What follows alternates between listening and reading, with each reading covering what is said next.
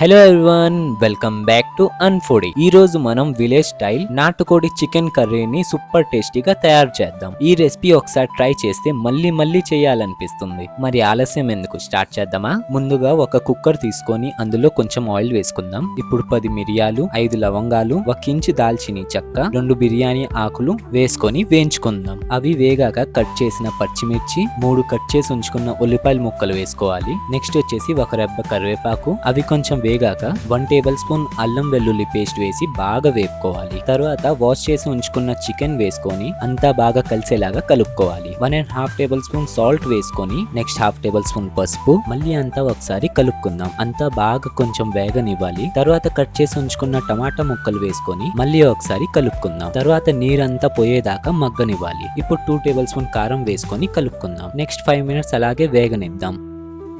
తర్వాత అందులో 1 glass water పోసుకుందాం. ఇప్పుడు కుక్కర్ మూత పెట్టుకొని 4 విజిల్స్ వచ్చేదాకా ఉంచుకోవాలి. తర్వాత స్టవ్ ఆపేసి 5 మినిట్స్ ఆగాలి. ఈ లోపు మనం మసాలా ప్రిపేర్ చేసుకుందాం. చిన్న కడాయి తీసుకొని అందులో 3 టేబుల్ స్పూన్ ధనియాలు, కొంచెం ఎండు కొబ్బరి ముక్కలు, 2 లవంగాలు వేసుకొని మంచి వాసన వచ్చే వరకు వేపుకుందాం. వేగిన తర్వాత అవి చల్లారాక 3 వెల్లుల్లిపాయలు వేసుకొని మిక్సీ పట్టుకుందాం. అంతే, ఎక్కువ టైం పట్టదండి, 2 మినిట్స్ లో వేగిపోతాయి. ఆవిరిపోయాక మూత తీసుకొని చూడాలి. చూసారు కదండి, ఇలా కుక్ అవ్వాలి. ఇప్పుడు చూద్దాం చికెన్ ఉడికిందా లేదా అని. చూడండి, చికెన్ అయితే బాగా ఉడికిపోయింది. పులుసు కూడా ఎక్కువ లేదు, ఆ మాత్రం పులుసు అయితే ఉండాలండి. ఇప్పుడు ఇందులో మసాలా పౌడర్ వేసుకొని కొద్దిగా ఉడికించి కొత్తిమీర వేసుకొని దించేయండి. అంతే అండి, మన విలేజ్ స్టైల్ నాటుకోడి చికెన్ కర్రీ రెడీ. వేడి వేడి అన్నంతో కానీ, చపాతీ లేదా జొన్న రొట్టెలతో తింటే సూపర్ టేస్టీగా ఉంటదండి. ఈ రెసిపీ నచ్చితే లైక్, షేర్ అండ్ సబ్స్క్రైబ్ చేయడం మర్చిపోకండి. కమెంట్ చేసి చెప్పండి నెక్స్ట్ ఏ రెసిపీ ట్రై చేద్దాం. మీ సపోర్ట్ మాకు చాలా ముఖ్యం. ఇంకొక టేస్టీ రెసిపీతో కలుద్దాం. మీ